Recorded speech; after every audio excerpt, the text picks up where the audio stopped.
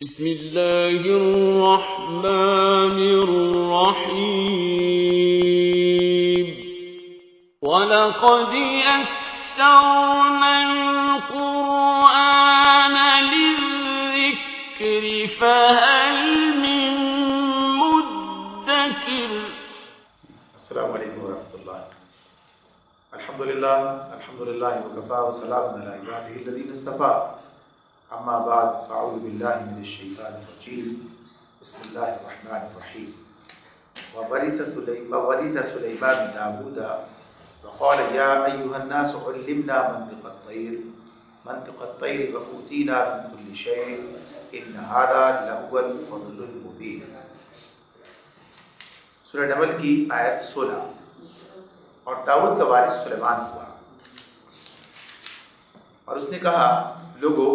ہمیں پرندوں کی بولیاں سکھائی گئی ہیں اور ہمیں ہر طرح کی چیزیں دی گئی ہیں، بے شک یہ اللہ کا نمایاں فضل ہے۔ اس سے پہلے والی آیت میں اللہ تعالیٰ نے وہاں سے ذکر شروع کیا تھا داؤد و سلیمان دونوں کا، یعنی سلیمان علیہ السلام کے والد داؤد علیہ السلام ہیں۔ تو پچھلی آیت میں بات بتائی تھی کہ ہم نے داؤد و سلیمان کو علم عطا کیا اور انہوں نے کہا کہ شکر ہے اس اللہ کا جس نے ہم کو اپنے بہت سے مومن بندوں پر فضیلت عطا کی۔ وہاں دونوں کا ذکر کیا ہے اور اللہ نے جو نعمت علم عطا کی اور اسی کے ساتھ ساتھ پھر انہیں نبوت کی نعمت سے بھی سرفراز کیا گیا، تو اس کا ذکر کیا ہے۔ اور اب اس آیت کے اندر یہ بات بتائی ہے کہ داؤد کا وارث سلیمان ہوا، داؤد علیہ السلام کا وارث سلیمان علیہ السلام کو بتایا ہے۔ تو اب یہاں جو یہ وراثت سے مراد ہے یہ مال کی وراثت نہیں ہے، اس لیے کہ داؤد علیہ السلام اللہ کے نبی ہیں اور سلیمان علیہ السلام بھی اللہ کے نبی ہیں، لیکن ویسے جو داؤد علیہ السلام کی نبوت کے بعد پھر ان کا وارث ہونا سلیمان علیہ السلام کا، تو یہ بات اپنی جگہ ہے کہ نبی کرم صلی اللہ علیہ وسلم کا ارشاد اپنی جگہ پر موجود ہے۔ آپ نے فرمایا ہے کہ انبیاء کی وراثت تقسیم نہیں ہوتی، جو کچھ ہم نے چھوڑا ہو وہ صدقہ ہے۔ تو اس اعتبار سے یہ بات ان کے لیے بھی اپنی جگہ پر موجود ہے کہ داؤد علیہ السلام بھی اللہ کے نبی ہیں، لہٰذا ان کا ورثہ جو ہے وہ تقسیم نہیں ہوگا، یعنی مال و دولت جو ہے وہ تقسیم نہیں ہوگی۔ پھر یہ جو بات یہاں پر کی جا رہی ہے کہ ان کا وارث سلیمان ہوا، یعنی سلیمان علیہ السلام کے لیے بات کی جا رہی ہے، تو اس کا مطلب یہ ہے کہ سلیمان علیہ السلام کو وہ وراثت ملی ہے، یعنی علم کی وراثت اور نبوت اس کے بعد انہیں اللہ تعالیٰ نے عطا فرمائی ہے۔ اس اعتبار سے ان کے لیے یہ بات ہے کہ ان کا وارث جو ہے سلیمان علیہ السلام ہوئے، ورنہ جہاں تک اس کا تعلق ہے اولاد کا بیٹے ہونے کی حیثیت سے، تو ان کے اور اس کے علاوہ بھی بیٹے تھے، صرف اکیلے یہی بیٹے نہیں تھے سلیمان علیہ السلام، بلکہ ان کے بارے میں یہ بات آتی ہے کہ یہ سب سے چھوٹے بیٹے تھے سلیمان علیہ السلام جو ہیں داؤد علیہ السلام کے، اور 19 بیٹوں کی بات جو ہے وہ آتی ہے سامنے۔ تو غرض یہ کہ جتنے بھی ہیں تو اس میں یہ بات کہ یہ مال و دولت کی وراثت نہیں بلکہ یہ علم کی وراثت ہے، اور پھر اللہ نے انہیں نبوت بھی عطا کی ہے، اور پھر اسی کے ساتھ ساتھ اللہ نے مسلطنت بھی انہیں عطا کر دی اور پھر اس کے اندر مزید اضافہ کیا۔ اس کا ذکر انہوں نے یہاں پر اس اعتبار سے کیا ہے کہ لوگوں ہمیں پرندوں کی بولیاں سکھائی گئی ہیں، منطق الطیر۔ تو یہ جو اس کی اللہ تعالیٰ نے سلیمان علیہ السلام کو خصوصیت عطا فرمائی، یعنی داؤد علیہ السلام سے بھی آگے بڑھ کر، داؤد علیہ السلام کے لیے بات نہیں کہ اللہ تعالیٰ نے کہ انہیں جو ہے انہیں بھی یہ خصوصیت عطا کی گئی تھی، انہیں بھی یہ صلاحیت دی گئی تھی، یہ صلاحیت سلیمان علیہ السلام ہی کو دی گئی۔ تو اس اعتبار سے انہیں بتایا، انہوں نے خود بیان کرتے ہیں کہ ہمیں پرندوں اور جانوروں کی بولیوں کا علم دیا گیا ہے۔ اب یہاں پر تو صرف بات کہی گئی ہے منطق الطیر کہ پرندوں کی بولیاں، لیکن یہ جب آگے چلے گی بات تو خود یہ قرآن ہی بتائے گا کہ اور بھی جانوروں کی، چیونٹی کی بات کا معاملہ سامنے آئے گا، قرآن کے ذریعے آ جاتا ہے، لیکن یہاں خاص طور پر پرندوں کی بولیوں کی بات اس لیے ہے کہ آگے جو بات شروع ہو رہی ہے اس میں ہدہد سے ان کی گفتگو کا ذکر وہاں پر سامنے آتا ہے، تو اس اعتبار سے بھی اس کا ذکر یہاں پر ہے، ورنہ یہ بات ہے کہ انہیں جانوروں کی بولیاں سکھائی گئی، جیسے چیونٹی کی بات بھی انہوں نے سنی ہے، تو اس اعتبار سے یہ بات بتائی گئی۔ پھر آگے فرمایا کہ ہمیں ہر طرح کی چیزیں دی گئی ہیں۔ اب اوتینا من کل شیء، اوتینا من کل شیء، اب یہ ہر طرح کی چیزوں سے مراد ہے کل شیء کا مطلب یہ نہیں کہ ساری دنیا میں آگے تک جو آنے والی ہے وہ تمام جو آج کی چیزیں ہیں جو کل اس دور کے اندر موجود نہیں تھی، اس کا تعلق اس سے نہیں ہے، بلکہ اس دور میں جو چیزیں اس کام کے لیے درکار ہیں جو انہیں اللہ تعالیٰ نے حکومت عطا فرمائی تھی اور جو نبوت کے منصب سے سرفراز کیا تھا، اس حوالے سے جو چیزیں اس وقت درکار تھیں وہ سب اللہ تعالیٰ نے انہیں عطا کی ہیں۔ تو جب کبھی یہ کل شیء کی بات آتی ہے تو وہ اسی اعتبار سے آ رہی ہوتی ہے۔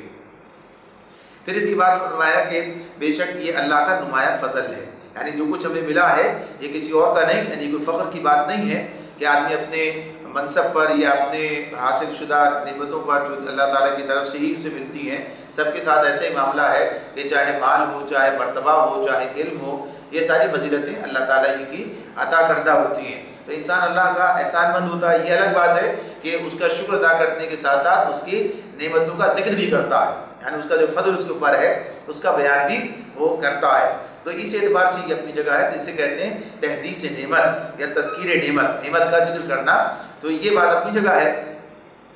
تو اس حیثیت سے وہ یہ بات جو ہے بیان کر رہے ہیں، اس میں فخر کا کوئی معاملہ نہیں ہے، اللہ کے فضل اور اس کی عطا و بخشش کا شکریہ ادا کرنا یہ مقصود ہے۔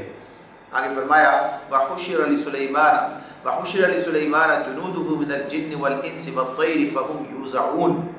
سلیمان کے لیے جن اور انسانوں اور پرندوں کے لشکر جمع کیے گئے تھے اور وہ پورے ضبط میں رکھے جاتے تھے۔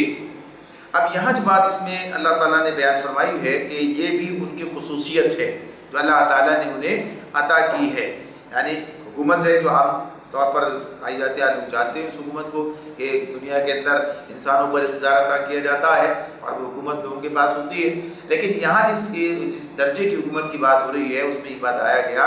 کہ ان کی حکومت جو ہے، یعنی ان کے لشکر میں جو ہے جن، انسان اور پرندے، یعنی سارے لشکر جو ان کے لیے جمع کیے گئے۔ تو اس میں اللہ تعالیٰ نے ان تین کا نام اس مقام پر لیا ہے۔ آگے بات آئے گی کہ ہوا بھی ان کے لیے مسخر کی گئی، یہ پیچھے بھی پڑھ کر آئے ہیں۔ تو یہاں بڑی بات جو اللہ تعالیٰ نے بتائی ہے کہ یہ جو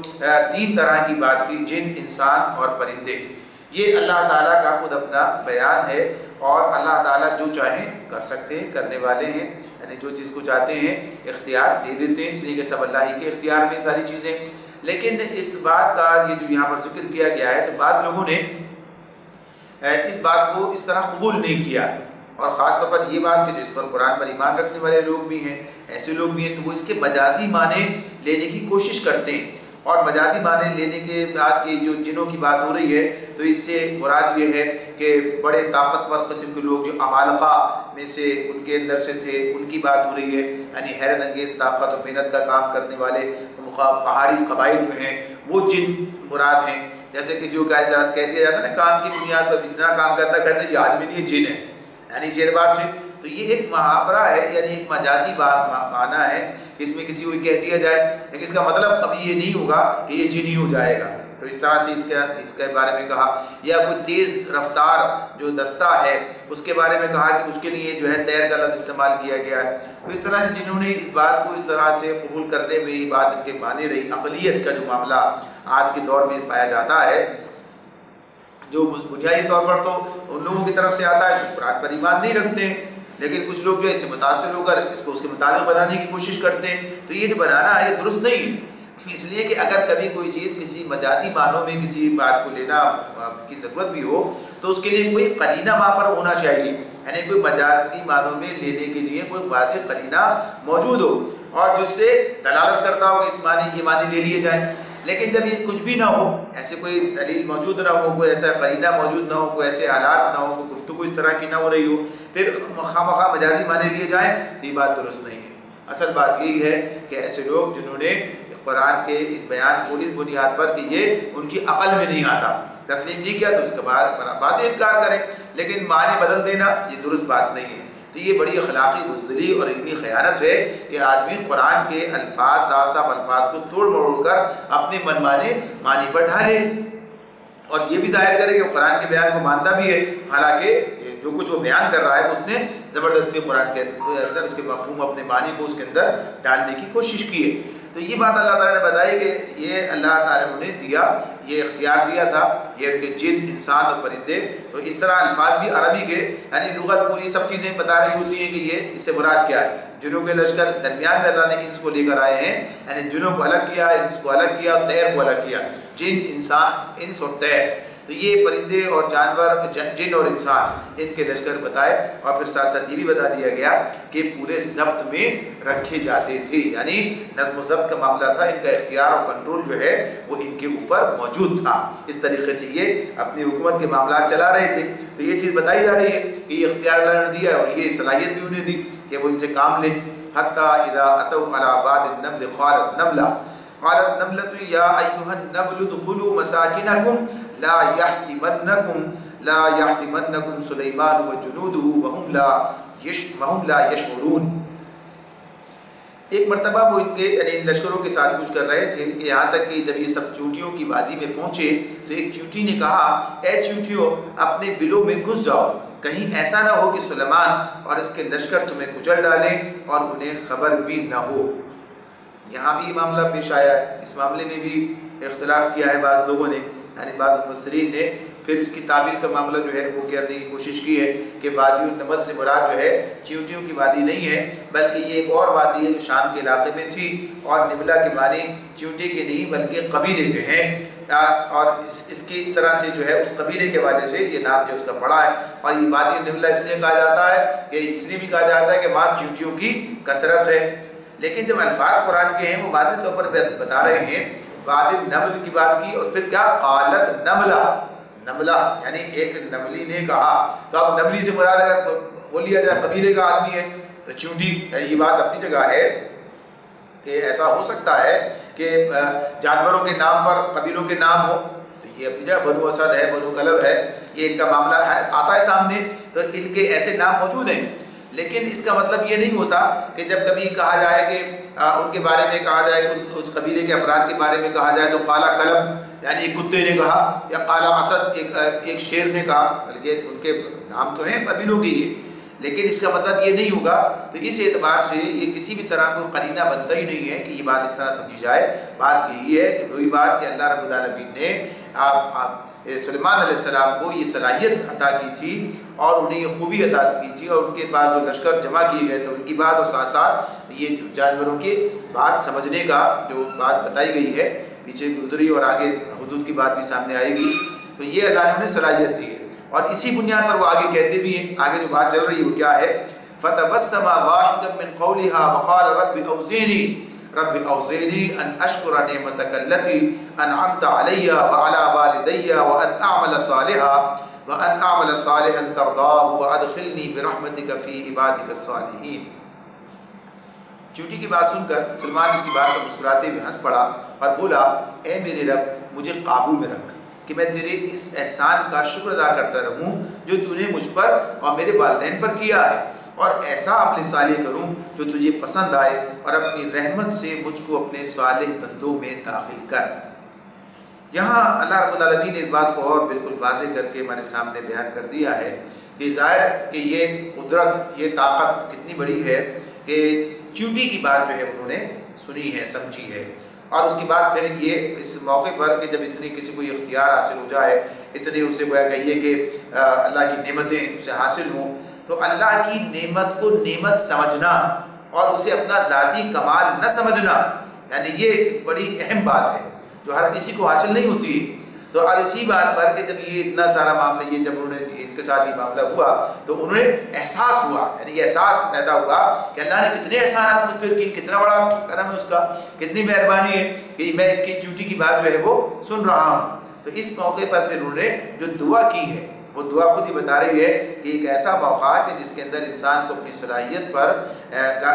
کا جو اللہ تعالیٰ کی طرف سے حاصل ہے، اس کے انعامات کا احساس ہے، اور اس موقع پر وہ اللہ سے اس دعا کر رہا ہے کہ کہیں انہیں پا کر میں کسی بڑائی کے خناس میں میرے دماغ میں پیدا نہ ہو جائے، کسی میں ایسے خرابی میں مبتلا نہ ہو جاؤں، اپنے نفس کے شر میں مبتلا نہ ہو جاؤں۔ تو اسی موقع پر وہ اس بات پر پھر اس طرح کہتے ہیں، رب اوزعنی، یہ بہترین دعا ہے جو سورہ احقاف میں بھی ہمارے سامنے آتی ہے۔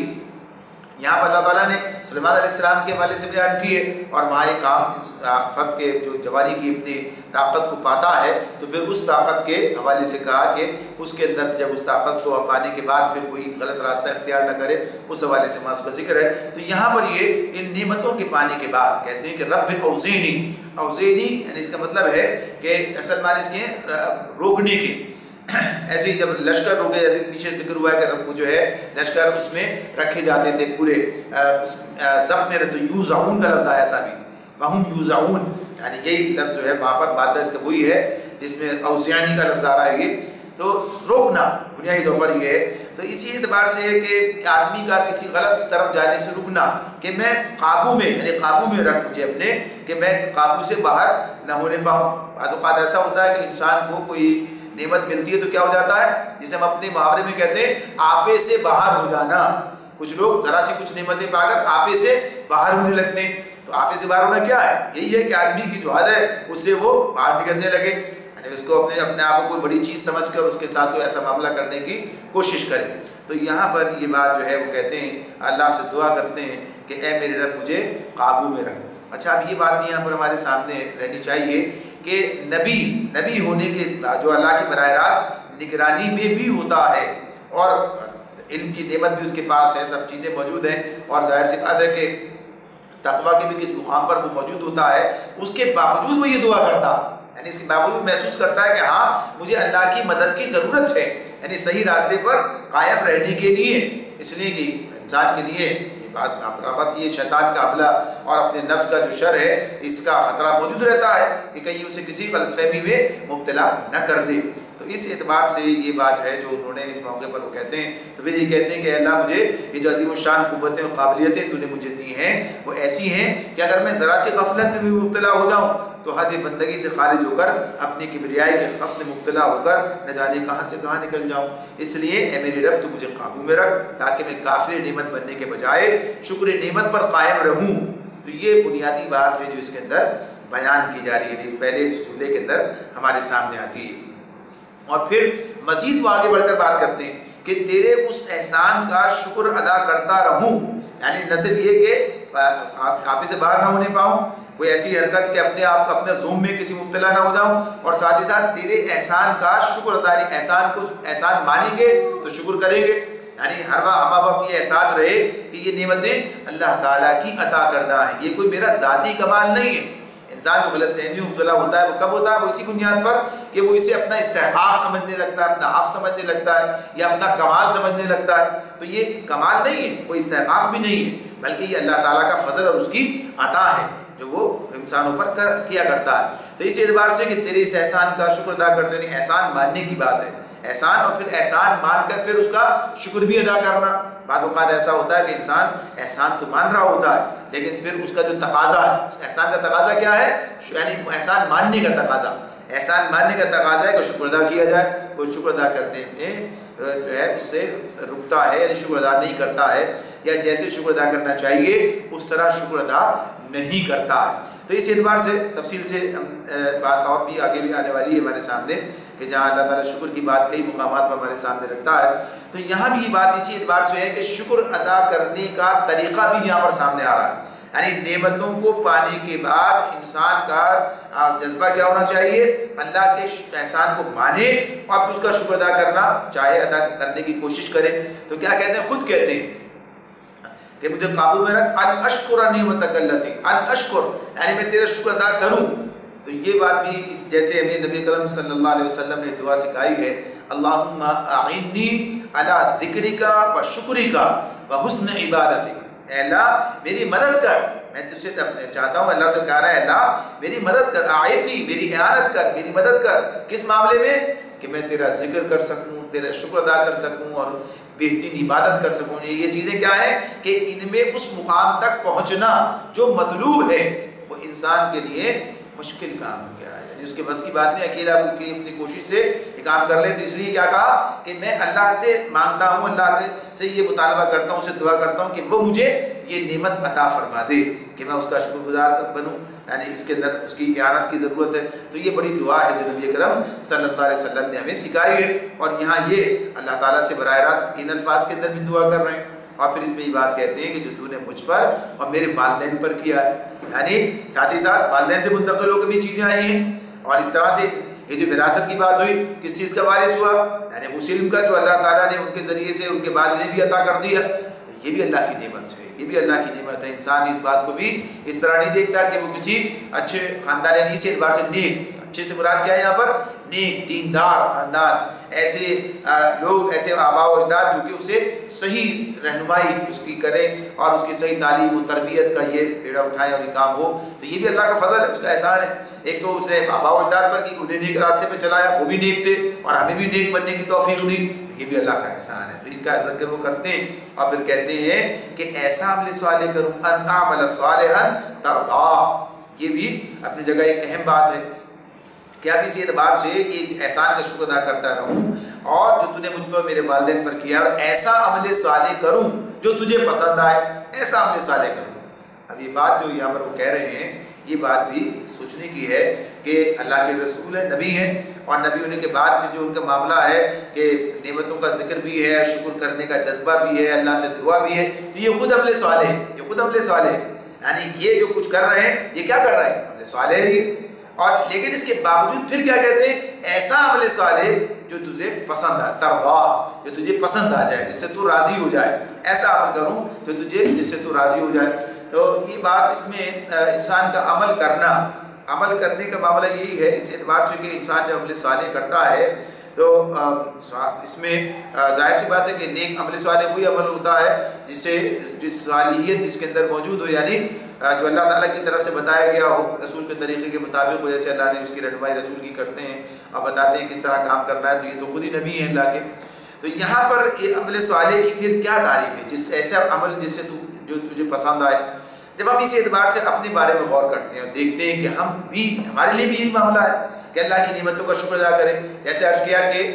سورہ اعراف میں انہی الفاظ کے ساتھ یہ دعا موجود ہے، آخری جملہ بدلا ہوا ہے لیکن یہ جملہ تو موجود ہے، ان عمل صالحا ترضاه، یہاں تک تو وہاں بھی یہی ہے، یہاں بھی یہی ہے، ایک ہی بات ہے، تو وہاں بھی بات آئے گی سامنے۔ تو ابھی جو کہا کہ ایسا عمل صالح کروں جو تجھے پسند آئے، جس سے تو راضی ہو جائے، یہ کون سا عمل ہے؟ یہ کون سا عمل ہے؟ کون سا عمل صالح ہے کہ جس کو ادا کیا، ایسا جس کو کیا جائے تو اللہ راضی ہو جائے؟ تو جب ہم دیکھتے ہیں کہ جو عمل صالح ہمارے سامنے جتنے بھی عمل ہیں، ان سارے اعمال کو جب ہم دیکھتے ہیں تو ان میں سارے، یعنی بڑے سے بڑا عمل، بڑے سے مراد کیا ہے؟ اس کی اہمیت زیادہ بیان کی گئی ہو، اس کی اہمیت زیادہ بیان کی گئی ہو۔ ویسے تو سارے فرائض جو ہیں اسی درجے کے اندر آتے ہیں، یعنی سارے فرائض کا ادا کرنا لازم ہے۔ کسی ایک، جیسے نماز کی بات ہے، نماز کو کہا کہ مومن کی معراج ہے،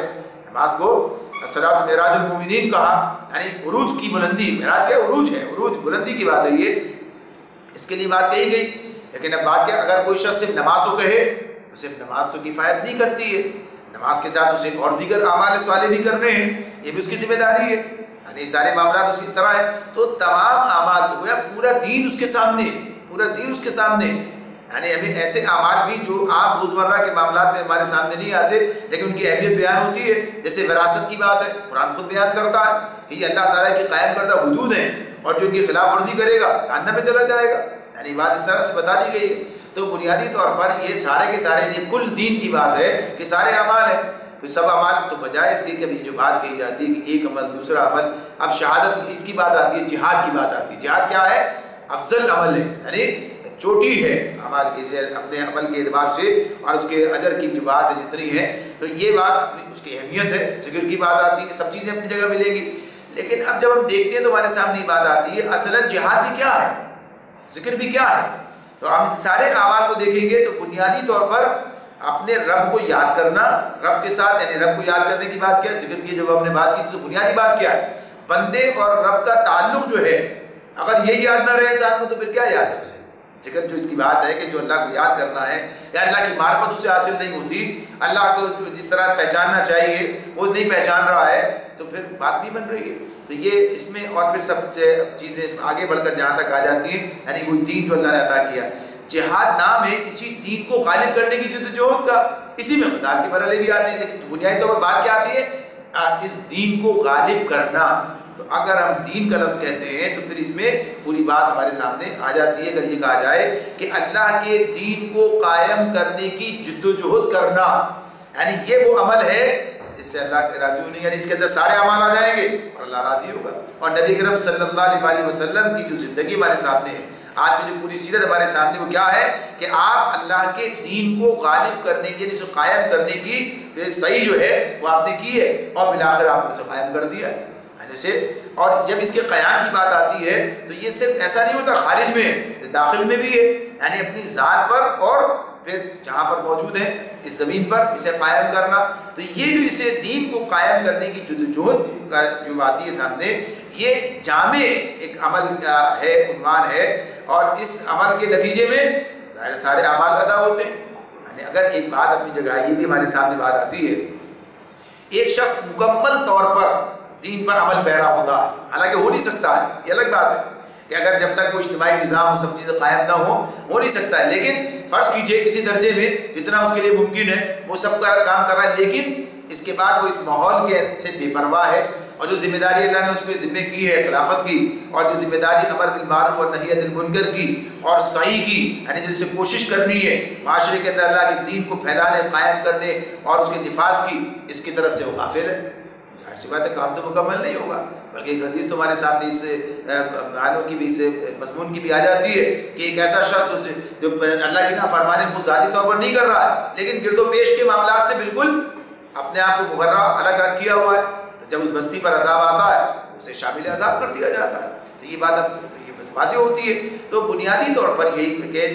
اس کام کو انجام دینا، اور ظاہر سی بات ہے کہ اصل چیز کیا ہے، کوشش درکار ہے. اللہ کو کیا چیز مطلوب ہے کہ انسان کوشش کرتا رہے. خود اپنی ذات کے اعتبار سے بھی کیا ہے کہ میں اپنے عمل کو اس پر مداومت یعنی مستقل مزاجی سے کام کرتا رہوں. پھر بھی غلطی ہو جائے گی. ایسا بھی ہو سکتا ہے کہ انسان ایک کام کرتا ہے لیکن کبھی چھوٹ جاتا ہے، کسی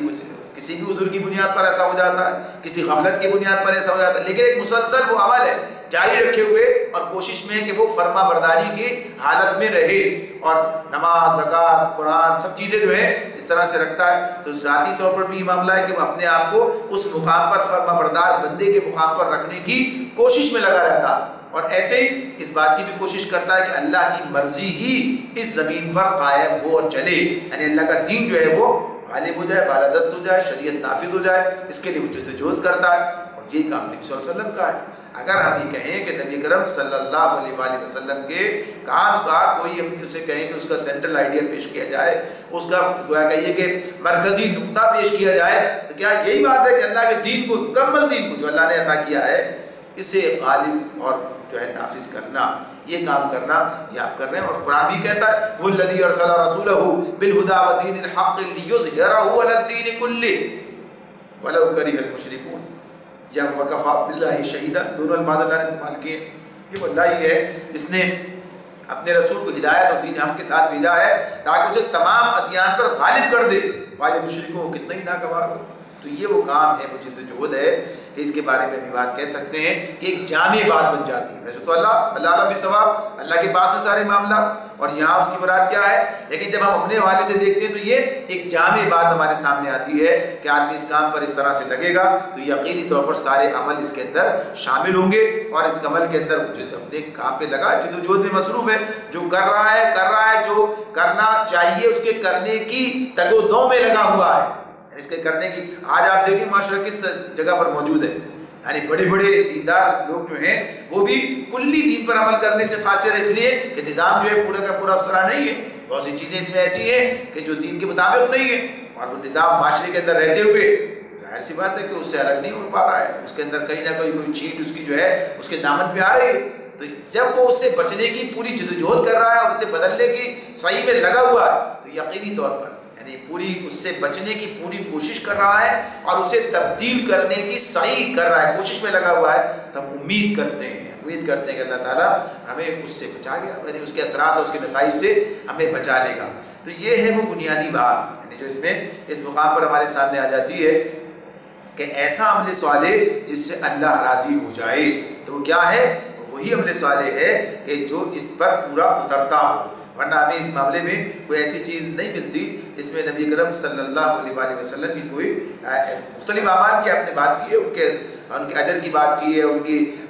یعنی خوبیوں کی یا ان کے اہمیت کی بات جو بیان کی ہے، لیکن وہ ایک نہیں ہے، وہ بہت سارے اعمال ہیں جن کی بات اس طرح سے ہمارے سامنے آ جاتی ہے. ان سب کا مجموعہ کیا ہے؟ یہی کہ اللہ کے دین کو غالب کرنے کی جدوجہد کرنا، ذات پر بھی اور سرزمین پر بھی. اسی کو اس عمل کہا جائے گا کہ اس کے نتیجے میں اللہ کی رضا حاصل ہونے کی امید کی جائے گی. تو یہاں پر یہ بات کی. اب اس کے بعد پھر ایک اور جملہ آ جاتا ہے، تو کیا کہتے ہیں؟ میں یہ بات مکمل نہیں کی بلکہ آگے دعا مزید کی، کیا کہا؟ وَأَدْخِلْنِي برحمتک فی عبادک الصالحین، اور پھر کہتے ہیں کہ اپنی رحمت سے مجھ کو اپنے صالح بندوں میں داخل کر، اپنی رحمت سے مجھ کو اپنے وادخلنی برحمتک اپنی رحمت کے ذریعے فی عبادک الصالحین اپنے صالح بندوں میں داخل کر۔ اب یہ جو بات یہاں پر ہے، بھائی صالح بنو تو صالحوں میں شامل ہو جاؤ گے، ایک آدمی کہتا ہے صالح بنے، صالح میں شامل ہو گئے، تو یہ بات صرف اتنی نہیں ہے کہ انسان جو ہے اس اعتبار سے سوچتا ہے کہ بس صالح ہیں تو صالح میں شامل ہو جائیں گے، صالح بنے گا کیسے؟ یعنی صالح بننے کی بات پیچھے بھی اپنے صالح کی بات ہم نے کی ہے، اور پھر مزید اپنے صالح کی بات اور بھی آگے آئی، اب یہاں صالحین میں شامل ہونے کی بات اس کے بعد کہہ رہے ہیں، حالانکہ جب اپنے صالح کریں گے تو ایسا ہی ہے، لیکن بات اصل میں یہی ہے کہ صالحین میں داخل فی عبادک الصالحین میں داخل ہونا، یہ جو بات کی جا رہی ہے بنیادی طور پر تو یہ جنت کی بات آئی کہ اپنے صالح بندوں کے توفنا مع الابرار، جیسے کہا نا مجھے اپنے ابرار بندوں کے ساتھ جو میرا خاتمہ کر، جیسے وہ وہاں پر کی دعا دی جب ان کے فرعون نے ان نو مسلم جو پہلے جادوگر کا کام کر رہے تھے، جب انہوں نے اسلام قبول کیا اور پھر اس پر استقامت دکھائی تو اس نے یہی کہا تھا کہ میں تمہیں قتل کرا دوں گا، ہاتھ پیر مخالف سمتوں سے کاٹ کے سولی چڑھا دوں گا، تو اس میں کیا کہا تھا کہ ہمارا خاتمہ ان لوگوں کے ساتھ تھا، ان کو اٹھا ہمیں کہ نیک لوگوں میں شامل رہیں۔ تو اپنے یہ دعا مستقل کرتے رہنا، یہ بات انسان کے اختیار کی نہیں ہے، یعنی کہ وہ جو ہے صالح بن کر ہی زندگی بسر کرے اور بالآخر اس کا معاملہ اسی طرح سے رہے، اللہ سے یہ دعا کرتے رہنا، تو یہ اللہ کی رحمت پر موقوف ہے، اللہ کی رحمت پر موقوف ہے، آدمی کے اپنے عمل کی بنیاد پر اس بات کا فیصلہ نہیں کیا جا سکتا۔ تو اسی کے بارے میں یہ بات جو ہے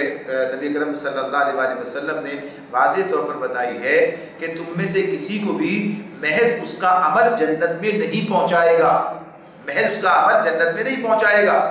اور پوچھنے والوں نے یہ بھی پوچھ لیا، سوال کر لیا نبی کرم صلی اللہ علیہ وسلم سے، وَلَا أَنْتَ يَا رَسُولَ اللَّهِ، اور کیا آپ کے لیے بھی یہ معاملہ ہے، یعنی آپ کے ساتھ بھی یہی معاملہ ہوگا جیسا کہ دوسروں کے ساتھ ہے کہ عمل جو ہے جنت میں نہیں پہنچائے گا بلکہ اللہ کی رحمت درکار ہے؟ تو فرمایا آپ نے ہاں، میں بھی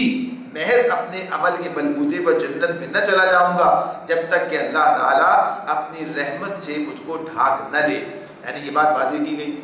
جب یہ بات ہمارے سامنے ہے، اب آدمی جب اس پر ایک بات پیدا ہو جاتی ہے ذہن میں، بھائی جب اللہ کی رحمت ہی پر موقوف ہے، اپنے عمل پر تو نہیں ہے، تو لہٰذا پھر عمل کے چکر میں کیا پڑنا؟ حالانکہ پیچھے کیا بات آئی ہے، اس ایک دعا کے اندر عمل کی بات بھی کی ہے اور ایسے عمل کی بات کی ہے جس سے اللہ راضی ہو جائے، ایسا عمل کی کوالٹی بھی چاہیے، عمل کی کیفیت بھی چاہیے اور ایسا عمل بھی ہونا چاہیے۔ اس کے بعد پھر یہ بات کہہ رہے ہیں کہ مجھے صالحین میں داخل کر اپنی رحمت سے، تو عمل سے پیچھے ہٹنے کی بات نہیں، لیکن ظاہر ہے انسان بھائی اللہ کی رحمت سے ہی جائے گا جنت میں، تو آدمی تو عمل سے تو نہیں جا سکتا، جیسے اس حدیث میں آ رہی بات کہ اپنے عمل کی بلبوتے پر۔ تو بنیادی بات یہ ہے، اس کا مطلب یہ ہے کہ انسان کا عمل جنت کی قیمت نہیں ہے، جنت کا بدلہ کہ بھائی ہم نے یہ کیا اب ہمیں یہ ملنا چاہیے، حالانکہ اللہ رب العالمین کا فضل ہے، اس کی مہربانی ہے کہ وہ انسانوں سے یہ معاملہ کرتا ہے، جیسے کہا سورۃ توبہ میں ہم نے پڑھا تھا، بے شک اللہ نے اہل ایمان سے ان کے مال اور جان جنت کے بدلے خرید لیے، یعنی جنت دیں گے، وعدہ کر رہے ہیں، جب خرید و فروخت ہو رہی ہے لیکن بات قیمت تو نہیں ہے، اللہ کا دیا ہوا جان ہے، اللہ کا دیا ہوا مال ہے، سب کچھ اسی کا دیا ہوا ہے، لیکن وہ کہتا یہی ہے کہ اپنی آزاد مرضی سے میرے حوالے کر دو، تو میں یعنی انسان کی اتنی گویا قدر کرتا ہے کہ اسے بے سے تعبیر کرتا ہے۔ تو یہاں بھی یہی بات ہے کہ بنیادی طور پر انسان کو اللہ کی رحمت کا مستحق بنانے والی چیز کیا ہے؟ وہ انسان کا عمل صالح ہے، یعنی انسان کا عمل ہے جو اسے اللہ کی رحمت کا مستحق بنائے گا اور اس کے نتیجے میں اللہ کی رحمت کے نتیجے میں جنت مل جائے گی۔ لیکن اگر انسان کا عمل ایسا ہوا کہ وہ اللہ کی رحمت کا مستحق بننے کے بجائے اللہ کے غضب کا مستحق بن گیا تو کیا بنے گا؟ یعنی بدعملی بے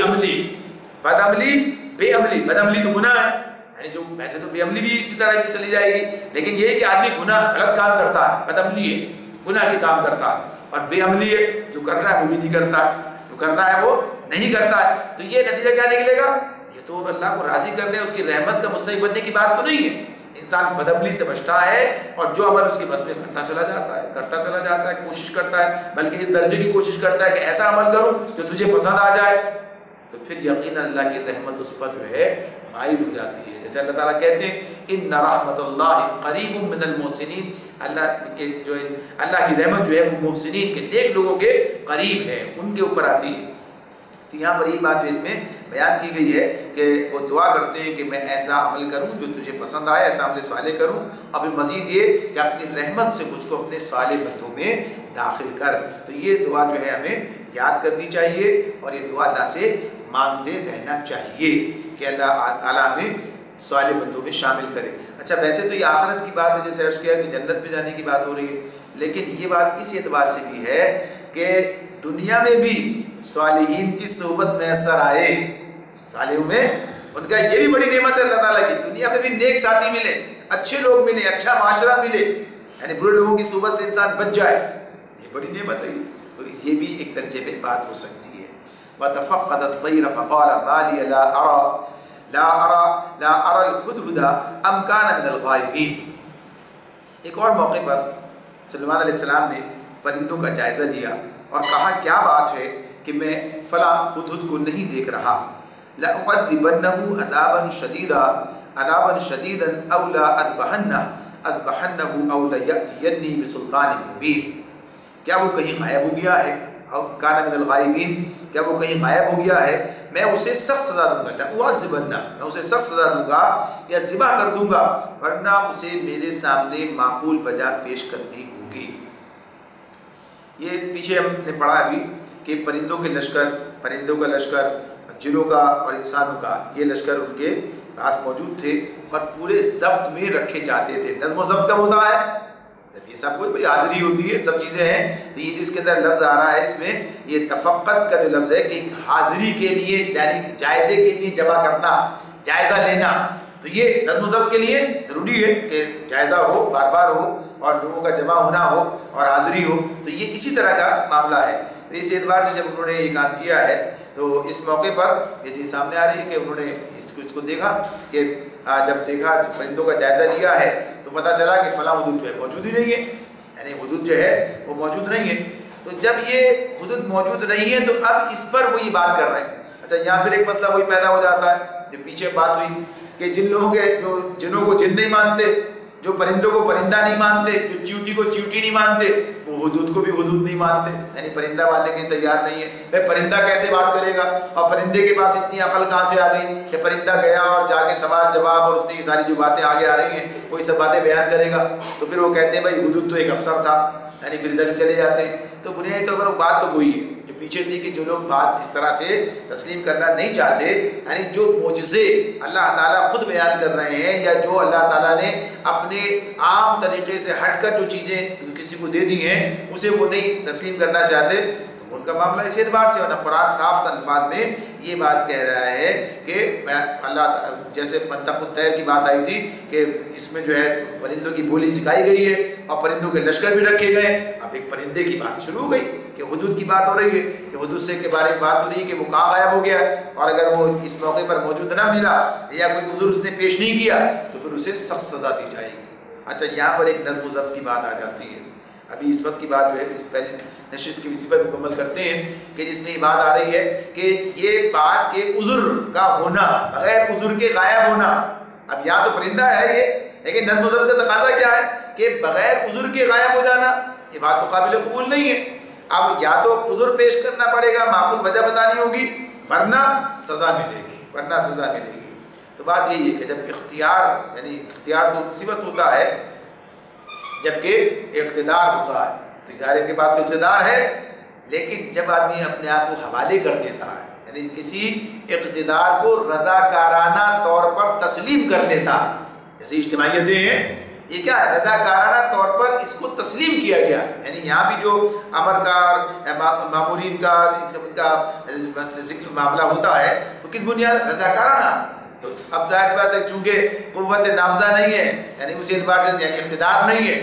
پھر نظم و ضبط کی بات درست نہیں ہے. اس معاملے میں بھی یہی بات ہے کہ جو نظم و ضبط ہے جب قبول کیا ہے تو اسے پھر قائم رکھنا. یہ اللہ تعالیٰ یہاں اس معنوں میں بھی جانوروں کے حوالے سے بھی کہا کہ لشکر ہے تو پھر جماعت ہے تو جماعت کو پھر منظم ہونا چاہیے.